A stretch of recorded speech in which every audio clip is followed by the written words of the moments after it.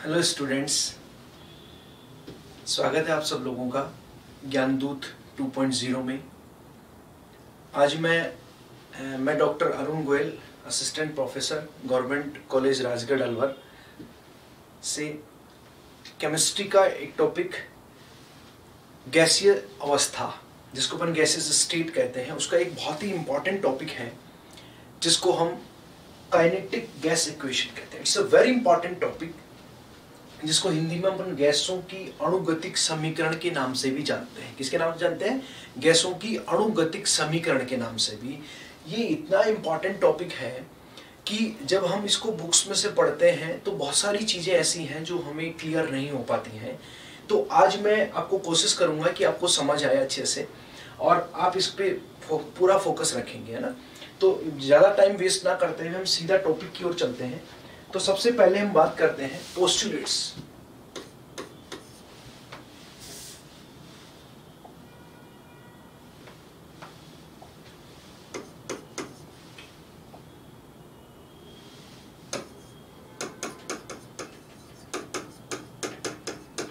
अवधारणाएं, जिसको अपन पोस्टुलेट्स भी कहते हैं। काइनेटिक थ्योरी ऑफ गैस की क्या पोस्टुलेट्स हैं उसके बारे में हम देखेंगे। कि देखिए, यहां पे सबसे पहले मैं आपको बताना चाहूंगा कि हम जो यहां पे बात करने वाले हैं वो आदर्श गैस के बारे में बात करने वाले हैं। किसके बारे में बात करने वाले हैं? आदर्श गैस, जिसको अपन आइडियल गैस कहते हैं। आइडियल गैस के बारे में बात करना चाह रहे हैं। देखिए, अभी शुरू में ये फर्स्ट टॉपिक है तो अभी हम केवल इसको आइडियल गैस के ऊपर अप्लाई करा रहे हैं। उसके बाद में जो कॉन्सेप्ट बनेंगे, जो अपनी हाइपोथेसिस मैं यहाँ पे तैयार करूंगा, वो सारी की सारी रियल गैस पे फॉलो करके देखेंगे। क्योंकि रियल गैस जो अपन कहते हैं कि जो वास्तविक गैसें होती हैं, उनके ऊपर क्या ये सारे कंसेप्ट अप्लाई होते हैं कि नहीं होते, क्योंकि रियल में तो रियल गैसेस ही होती हैं। तो उसको पढ़ने से पहले हमें पहले ये देखना पड़ेगा कि आदर्श गैस की कौन सी ऐसी पोस्टुलेट्स हैं जो हमें आगे रियल गैस में काम आने वाली है। तो देखिए, आइडियल गैस, क्योंकि ये जो काइनेटिक थ्योरी ऑफ गैस है, जो गैसों के अणुगतिक समीकरण है, इसका जैसे मैं कह दूं कि इसका फर्स्ट पॉइंट मैंने लिखा, यह केवल आदर्श गैसों पर ही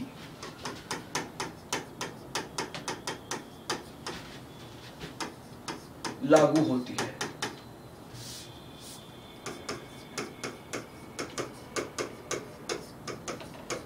It is only applicable for ideal gases। Ideal gases के ऊपर ही अप्लाई होती है। इसकी फर्स्ट पोस्टुलेट्स की अगर मैं बात करूं तो इसके बारे में ये कहा गया कि ऑल मॉलिक्यूल्स, आदर्श गैसों के, मैं हिंदी में लिखूंगा क्योंकि ज्यादातर स्टूडेंट्स हमारे इस डिपार्टमेंट में बच्चे जो हैं वो रूरल एरिया से ज्यादा बिलोंग करते हैं, इसलिए मेरे को लगता है कि बच्चे ज्यादा इसमें कंफर्टेबल होंगे। आदर्श गैसों के अणु जो है हल्के एवं समान आकृति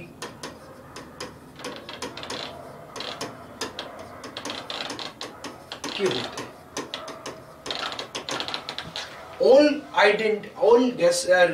Ideal gas molecules are identical in shape and light molecules। कैसे होते हैं? लाइट होते हैं प्रकृति में और समान होते हैं, मतलब सेम होते हैं। We can not differentiate in between these molecules. जैसे एग्जांपल, जैसे मान लीजिए ये मॉलिक्यूल है, ये मॉलिक्यूल है, ये सारे के सारे मॉलिक्यूल्स एकदम सेम शेप के होते हैं, बिल्कुल सेम शेप है, सेम साइज है। मैं कह सकता हूं यहां पे सेम शेप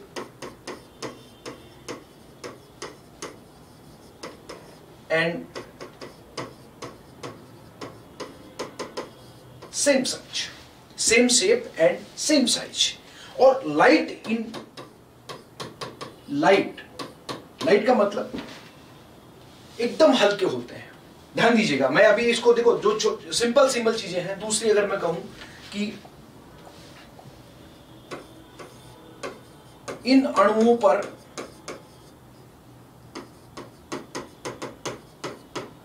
गुरुत्वाकर्षण बल प्रभावी नहीं होता है,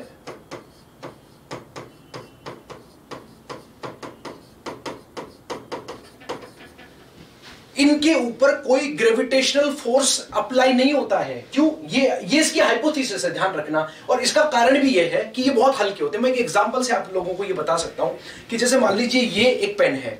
अब आपने कोई भी एक चीज नॉर्मल अपनी लाइफ में देखते हैं, कोई पत्थर है, पत्थर को उठा के आपने यूं फेंका, तो आप जैसे उसको फेंकेंगे, ये पत्थर यहां पे तो ये फेंकने के बाद में ऊपर एक हाइट पे जाकर के उसके बाद में वापस कंटिन्यूअसली नीचे आएगा कि नहीं आएगा?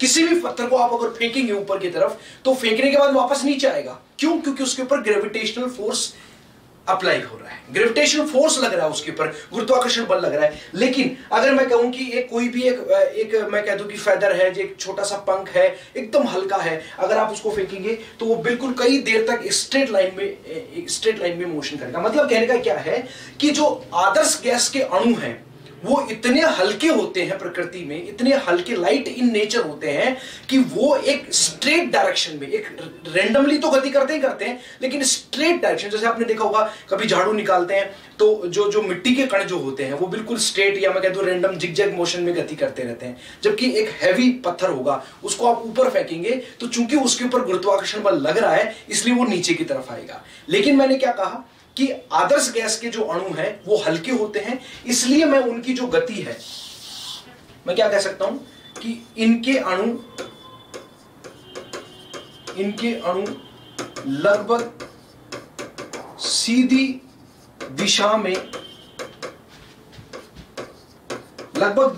दिशा में रैंडमली गति करते हैं। कोई किधर गति कर रहा है, कोई किधर गति कर रहा है। जैसे मान लीजिए मैंने आपको एक एग्जांपल दिया, ये एक कोई भी कंटेनर है, ये क्या है? कंटेनर है। इसके अंदर कोई भी एक मॉलिक्यूल मैंने यहां पे ले लिया, ये मॉलिक्यूल है वो यूं गति कर रहा है, कोई मॉलिक्यूल यूं गति कर रहा है, कोई मॉलिक्यूल यूं गति कर रहा है, कोई मॉलिक्यूल यूं गति कर रहा है। समझे आप इस बात को? देखो लाइन सीधी है, लाइन क्या है उसकी? लाइन बिल्कुल सीधी, आप देख सकते हैं यहां पे ये लाइन बिल्कुल सीधी है इस तरीके से। लेकिन रैंडम का मतलब क्या है? किसी भी दिशा में, किसी भी, कोई यूं जा सकता है, कोई यूं जा सकता है, कोई यूं जा सकता है, कोई यूं जा सकता है, रैंडम मोशन। लेकिन straight motion, random and straight, अपन क्या कह सकते हैं इसको? रैंडम एंड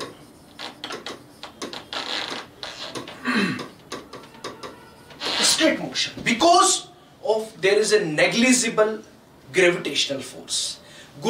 नगण्य गुरुत्वाकर्षण बल की वजह से गैसों के मॉलिक्यूल्स, आइडियल गैसेस के molecules, not for real gases, because अभी अपन केवल आइडियल गैसेस की बात कर रहे हैं, आइडियल गैसेस के मॉलिक्यूल स्ट्रेट डायरेक्शन में गति करते हैं। क्या करते हैं? स्ट्रेट डायरेक्शन में गति करते हैं। जबकि एक सिंपल, अगर कोई भी हैवी वस्तु होगी, कोई भी पत्थर होगा, ऊपर फेंके बाद नीचे आता है, तो उसमें अपन ये चीजें पकड़नी पड़ेंगी आपको, क्योंकि ये फाउंडेशन बनने वाला है आगे जाकर के काइनेटिक थ्योरी ऑफ गैस के अंदर, कि आपको सीधी गति क्यों करवाना है। इसके पीछे का कारण है वो मैंने यहां पे आपको पोस्टुलेट्स में बताया। किसमें बताया? पोस्टुलेट्स में बताया कि कैसे वो स्ट्रेट मोशन करते हैं। क्लियर हुआ सब लोग को? चले आगे, ठीक है। नेक्स्ट, उसके बाद में अगर मैं बात करूं, ये तो एक सिंपल सी बात हो गई। आपको रिकॉर्डेड वीडियो है इसलिए कोई दिक्कत नहीं, मैं इसको फिर भी मैंने इसको जूम आउट करके थोड़ा यूं बना दिया है। नेक्स्ट अगर अपन बात करते हैं तो मैं ये कह सकता हूं कि नेक्स्ट जो इसकी पोस्टुलेट है वो क्या है कि जो रियल आइडियल गैस के जो मॉलिक्यूल्स का जो वेलोसिटी होता है उसके बारे में अगर हम बात करें कि जैसे मान लीजिए मैंने कहा कि ये मॉलिक्यूल यूं इस तरीके से इस v1 वेलोसिटी से गति कर रहा है, उसकी जो गति है वो v1 वेलोसिटी से है। तो अब देखिए इसके अंदर हमें थोड़ा सा देखना पड़ेगा, ये चीजें धीरे धीरे आप लोगों को समझ में आने लगेंगी, थोड़ा सा वेट करना पड़ेगा कि जब भी कोई मॉलिक्यूल किसी भी, क्योंकि मैंने कहा किसी भी दिशा में रैंडम मोशन है, और उसके बाद में स्ट्रेट मैंने बनाया क्योंकि इतना हल्का है कि इसके ऊपर ग्रेविटेशनल फोर्स नहीं लग रहा। तो अपन मैथमेटिक्स में, थोड़ा सा मैथमेटिक्स है, थोड़ा ध्यान रखना पड़ेगा कि अगर मैं कहूं कि ये इसका जो x कंपोनेंट होगा उसको अपन कह देंगे vx कंपोनेंट, या मैं कह दूं उसको y कंपोनेंट ले सकते हैं। ऐसे ही ये vx कंपोनेंट है, ये vy कंपोनेंट है, और ये vz कंपोनेंट है कि x डायरेक्शन में कैसे गति कर रहा है और उसमें कैसे गति कर रहा है उसके ऊपर। कि उसका इस मॉलिक्यूल जो इस मोशन में गति कर रहा है उसका एक्स डायरेक्शन में क्या कंपोनेंट है, क्या घटक है, वाई डायरेक्शन में क्या है और जेड डायरेक्शन में क्या है। तो उसको जो हम लिखते हैं वो मैथमेटिक्स में लिखते हैं कि इसका जो ये v1 है वो कैसे निकालते हैं अपन, आई कैप vx। कोई दिक्कत नहीं है, नहीं समझ में आए तो कोई दिक्कत नहीं है, सब समझ आ जाएगा, आपको टेंशन नहीं लेना है। और ये k कैप, ये ऐसे तीनों डायरेक्शन में उसका कंपोनेंट लिया जाता है कि कोई भी मॉलिक्यूल, क्योंकि अपन ये मानते हैं कि वो जो मॉलिक्यूल जिस दिशा में गति कर रहा है वो आई एक्स से कितना डायरेक्शन डिस्टेंस पे है, वाई से कितने डिस्टेंस पे और जेड से, उससे उसका कंपोनेंट निकाला जाता है। और ऐसे जब कंपोनेंट निकाला जाता है तो इसका जो वेलोसिटी निकालने का जो फॉर्मूला होता है वो अपन क्या कर लेते हैं, v1 square vx square plus vy square plus vz square, इस तीनों का स्क्वायर एंड रूट लेकर के, ये स्क्वायर लिया vx square vy square and vz square का रूट ले लिया, तो उससे v1 स्क्वायर हमें यहाँ पे निकल के आ जाता है। ठीक है, v1 का स्क्वायर निकल के आ जाता है। क्या निकल के आ जाता है, v1 का स्क्वायर निकल के आ जाता है। अब देखिए इसमें आगे क्या है कि अगर यहाँ पे एक और मतलब कि पोस्टुलेट मैं जो बनाना चाह रहा हूं, जो मैंने यहाँ पे नहीं लिखा है, वो मैं इसीलिए नहीं लिखा कि मैं आपको वो समझा सकूं कि यहाँ पे जो काइनेटिक गैस इक्वेशन है, जो गैसों की अणुगतिक समीकरण है, उसने एक हाइपोथेसिस और दिया है कि द प्रोबेबिलिटी, मैं इसको हिंदी में भी ट्रांसलेट करूंगा कि the probability of a molecule या probability of a molecule in x direction is equal to y direction is equal to z direction, मतलब तीनों दिशाओं में उसकी प्रोबेबिलिटी सेम होती है। तीनों दिशाओं में क्या होती है, उसकी प्रोबेबिलिटी सेम होती है। तो इसका मतलब क्या है कि मैं कह सकता हूं कि vx is equal to vy is equal to vz। समझ में आया, vx इज इक्वल टू, तो कहने का मतलब क्या है कि मैं यहां पे ये लिख सकता हूं कि किसी गैस के अणु की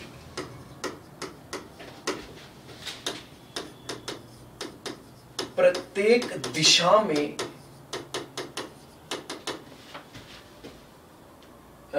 वेलोसिटी या मैं कह दूं वेग की प्रायिकता समान होती है। ये देखिए जो मैं लिख रहा हूं ना, या आप ये मत मान के चलना कि केवल हमने लिख दिया और हमारा काम हो गया, ऐसा नहीं है, ऐसा नहीं है। ये सारी की सारी चीजें आप लोगों को काम आने वाली हैं।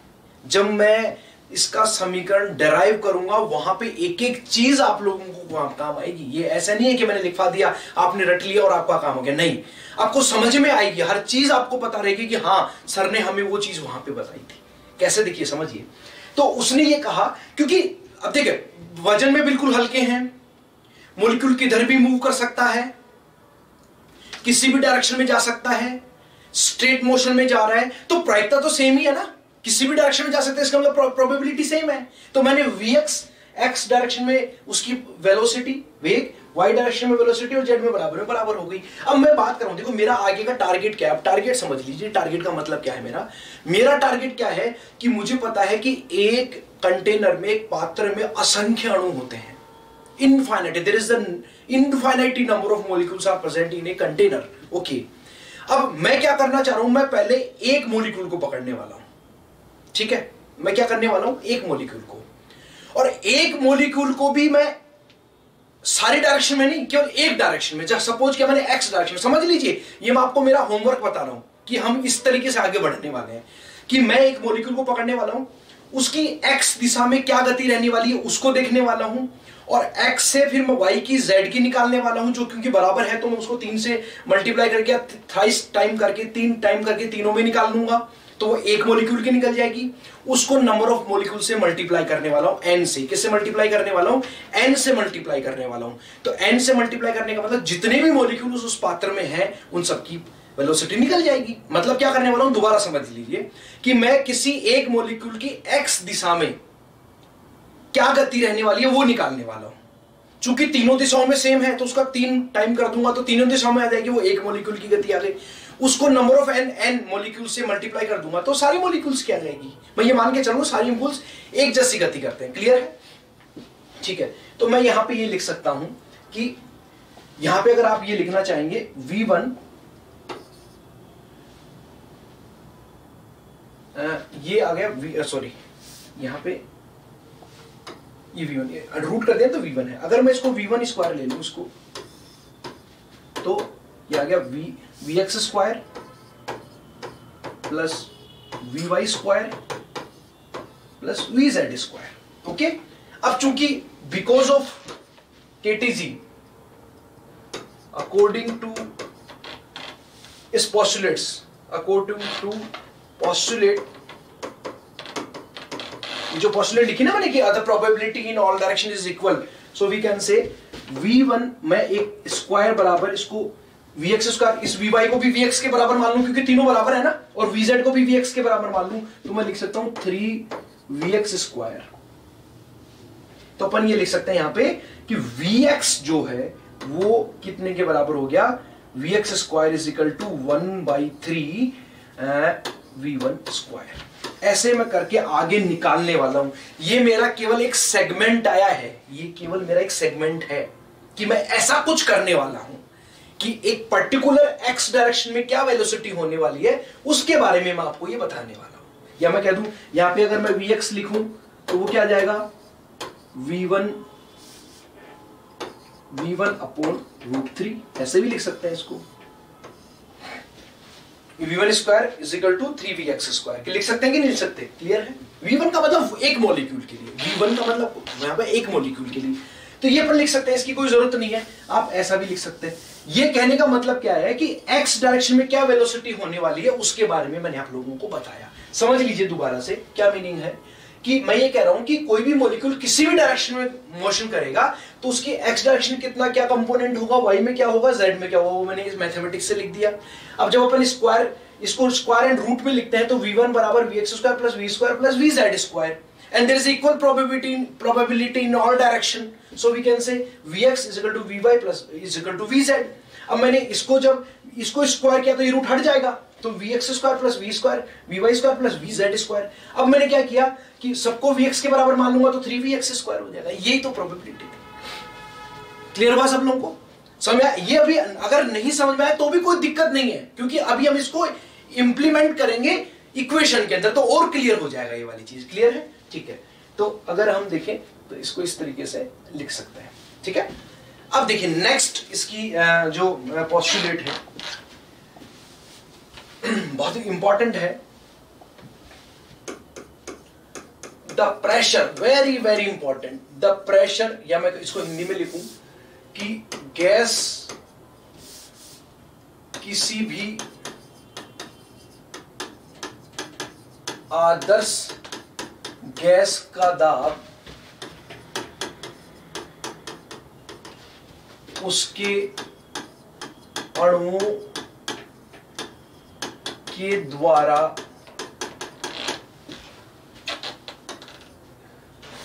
पात्र की दीवारों पर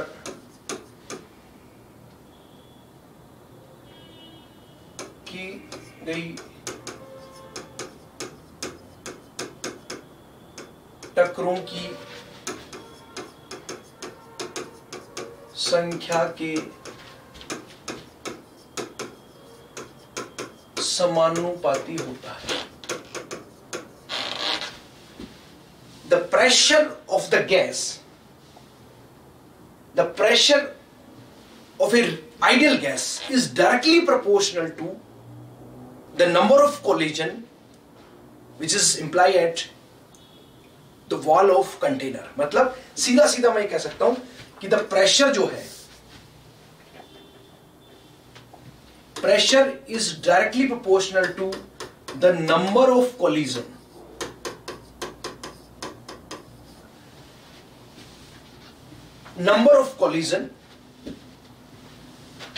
of by gaseous molecule पर यूनिट एरिया। इसको समझिए, इसका क्या मतलब है, इसको समझिए। पर इंपॉर्टेंट लाइन है, भैया ध्यान रखना, क्वेश्चन बनता है यहां से। काइनेटिक थ्योरी ऑफ गैस से 101% क्वेश्चन आने वाला है। आपके बीएससी जो फर्स्ट ईयर की जो डिसिप्लिन है उसके अंदर 100% क्वेश्चन आता है। Number of collision by gases molecules per unit area, इसका मतलब क्या समझिए। ये बहुत ही इंटरेस्टिंग लाइन लिखी है मैंने, आपको हिंदी इंग्लिश दोनों में समझा दूंगा। आप इंग्लिश हिंदी का टेंशन मत लीजिए, वो सब क्लियर हो जाएगा, दोनों में चल रहे हैं अपन, ठीक है। इसको समझने के लिए क्या है कि अपन यहां पे ये मान के चल रहे हैं कि कोई भी मॉलिक्यूल, इंटरमॉलिक्यूल के जो बीच की जो कॉलिजन है उनको हम इग्नोर कर रहे हैं एक बार के लिए। हम केवल ये मान के चल रहे हैं कि एक मॉलिक्यूल, अभी देखो मैंने आपको क्या कहा, एक मॉलिक्यूल वो भी केवल एक्स डायरेक्शन में, मैंने आपको भी पहले ही बता दिया था मेरा। आप ऐसे करेंगे तो आप बहुत 100% लास्ट तक पहुंच जाएंगे बहुत ही अच्छे तरीके से, और समझ में आएगा आपको लोगों को कि एक मॉलिक्यूल एक्स दिशा में गति करके टक्कर खाएगा पात्र की दीवार पे, उससे कितना प्रेशर जनरेट होगा एक्स डायरेक्शन में, उसका 3 गुना कर दूंगा तो तीनों डायरेक्शन में, मतलब एक मॉलिक्यूल के द्वारा क्रिएट किया गया प्रेशर, समझिए। क्योंकि मैंने क्या कहा, एक्स डायरेक्शन में गति करने की प्रोबेबिलिटी, वाई डायरेक्शन में गति करने की प्रोबेबिलिटी और जेड डायरेक्शन में गति करने की प्रोबेबिलिटी सेम है। तो जो एक्स में होगी वो वाई में होगी, वही जेड में होगी। तो जो एक्स में निकलेगी उसको 3 गुना कर दूंगा तो टोटल प्रोबेबिलिटी, टोटल गति आ जाएगी उसकी। उसको n से मल्टीप्लाई कर दूंगा तो सारे मॉलिक्यूल्स की आ जाएगी। तो ऐसे ही मैं क्या कर रहा हूं कि मैं ये बताना चाह रहा हूं कि एक मॉलिक्यूल द्वारा कितना प्रेशर, कितना दाब उत्पन्न होगा, तो उसको n से मल्टीप्लाई कर देंगे तो टोटल मॉलिक्यूल के द्वारा आ जाएगा।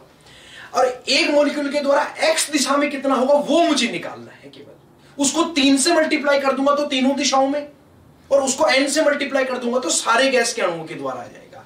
अब देखिए कि मॉलिक्यूल के द्वारा प्रेशर कैसे क्रिएट होता है, समझिए।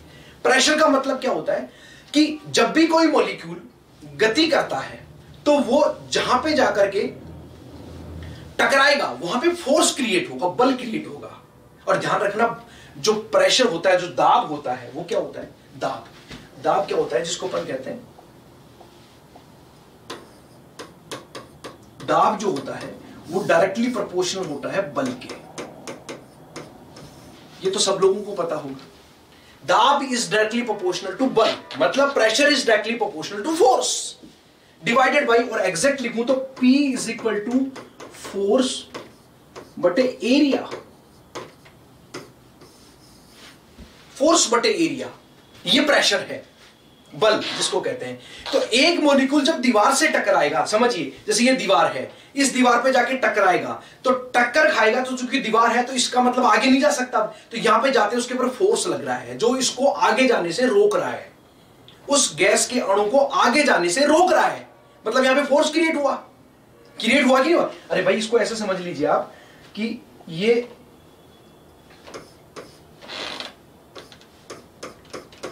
कोई दीवार है पात्र की, और ये मॉलिक्यूल है,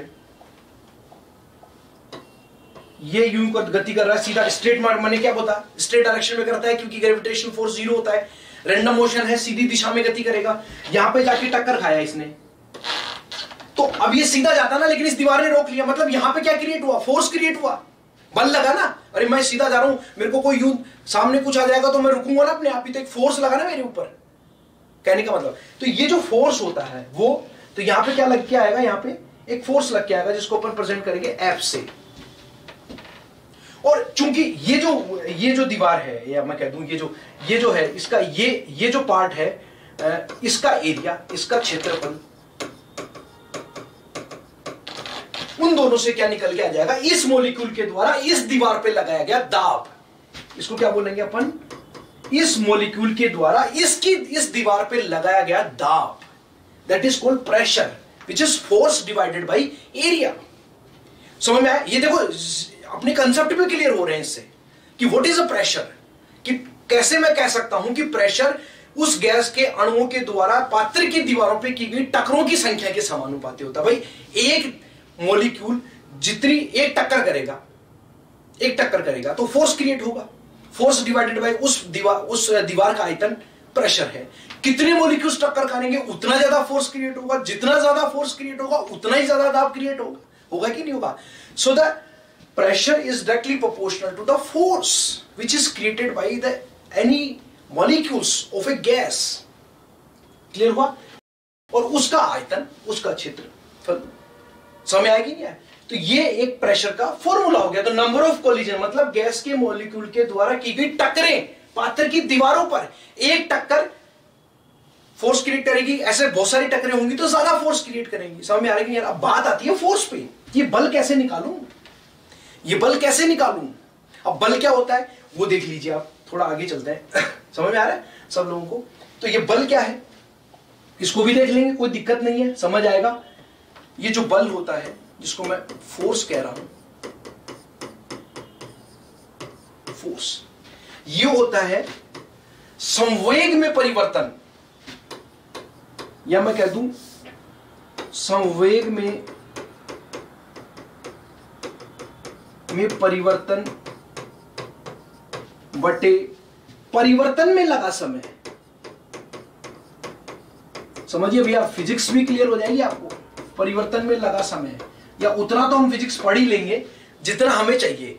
समझ आ रही ना? फोर्स क्या है? संवेग में परिवर्तन बटे परिवर्तन में लगा समय। आप देखो फोर्स क्लियर समझ में आ गया कि मैं दीवार पे किसी मॉलिक्यूल को टक कर रहा हूं तो वहां पे जाके टकरा के वापस है, मतलब फोर्स लगा वहां पे, और उसकी वजह से वहां प्रेशर लग रहा है। और कितना प्रेशर लगेगा वो डिपेंड करता है कि उसका एरिया कितना बड़ा है। So pressure is directly proportional to force या बल डिवाइडेड बाय एरिया, क्षेत्रफल, बल बटा क्षेत्रफल। अभी सारी चीजें क्लियर होने लग जाएंगी, क्योंकि आप लोग देखो अभी बीएससी में आए, बच्चों के कंसेप्ट थोड़ा सा वीक होते हैं, जो थोड़ा सा इंजीनियरिंग कॉम्पिटिटिव एग्जाम्स की प्रिपरेशन करके आते हैं तो उनको तो इतनी दिक्कत नहीं आती है, लेकिन जो सीधे बेचारे आते हैं तो उनमें थोड़ा सा दिक्कत आती है ना।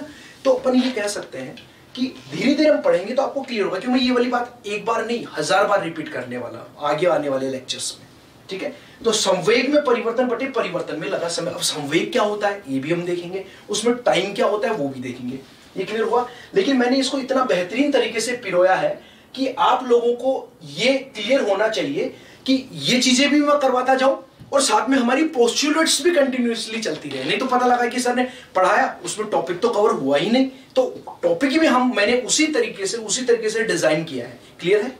चले आगे नेक्स्ट पोस्टुलेट, जिसका जो हमें आंसर देगी कि what is a momentum, what is a संवेग, है ना, वो आगे हम देखेंगे।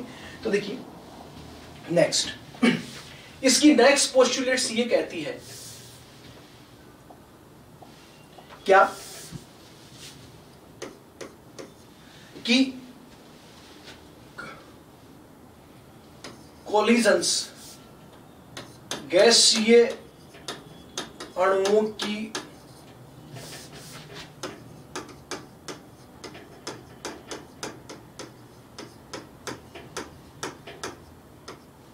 टकरें प्रत्यास्थ होती है। Collisions are elastic in nature. Collisions are elastic in nature.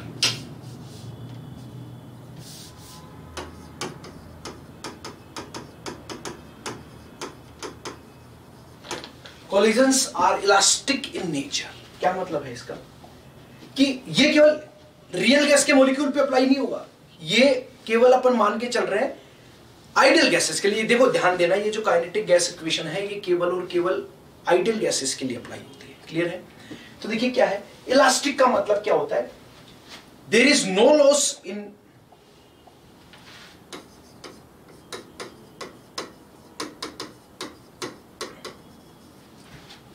In kinetic energy as well as momentum।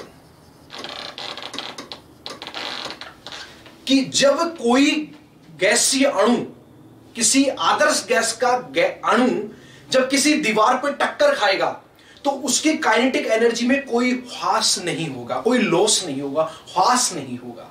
क्या नहीं होगा? ह्रास नहीं होगा। बोलने में कितना अजीब लगता है। कोई लॉस नहीं होगा और उसके मोमेंटम में भी कोई हानि नहीं होगी। There is no loss in momentum as well as kinetic energy. जैसे अपन ये कहते हैं, एक सिंपल सी बात बताता हूं कि किसी भी बर्तन में अपन स्टील के बर्तन में जब चाय डालते हैं तो कुछ समय बाद वो ठंडी हो जाती है। क्यों? क्योंकि जो उसके हीट के मॉलिक्यूल्स होते हैं जो उस बर्तन की दीवार पर जब टकराते हैं तो टकराने से उनकी जो, क्योंकि वो रियल गैस के मॉलिक्यूल्स हैं, आइडियल तो नहीं है, तो रियल गैस के मॉलिक्यूल इलास्टिक नहीं होती है ना कॉलिजन, इसलिए वो उनकी काइनेटिक एनर्जी धीरे धीरे कम होने लग जाती है। एनर्जी कम तो फिर उसकी हीट कम तो उसकी टेम्परेचर भी कम हो जाता है, because kinetic energy is directly proportional to the temperature. Simple सी बात, आगे बताऊंगा कि किसी भी गैस के अणु की जो गतिज ऊर्जा होती है वो ताप के समानुपाती होती है। वो कैसे होती है आगे आएगा, थोड़ा रुकिए आप, क्योंकि यहाँ पे इलास्टिक है, मतलब ये हाइपोथेसिस है कि जब मॉलिक्यूल टक्कर खाएगा तो उसकी काइनेटिक एनर्जी में कोई चेंज नहीं आएगा, उतनी ही रहेगी जितनी पहले थी, जितनी पहले थी उतनी ही बाद में रहेगी, जितनी पहले थी उतनी ही क्या रहेगी उसकी बाद में, उतनी ही बाद में रहेगी। तो there is no loss in kinetic momentum. मतलब ये जैसे मान लीजिए मैंने आपको दीवार बताई, ये मॉलिक्यूल है,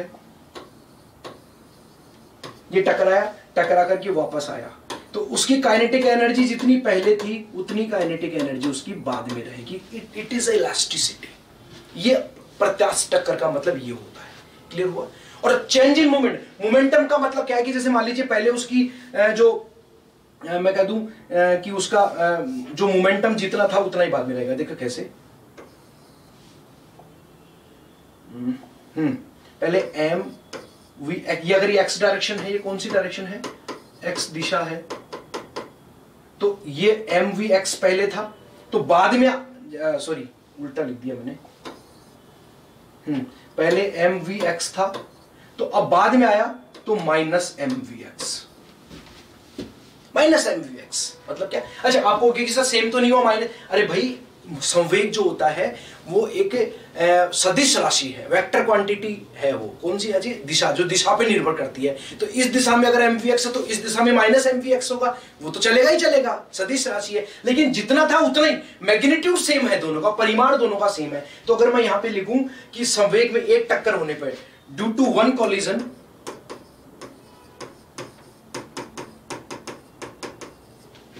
change in momentum will be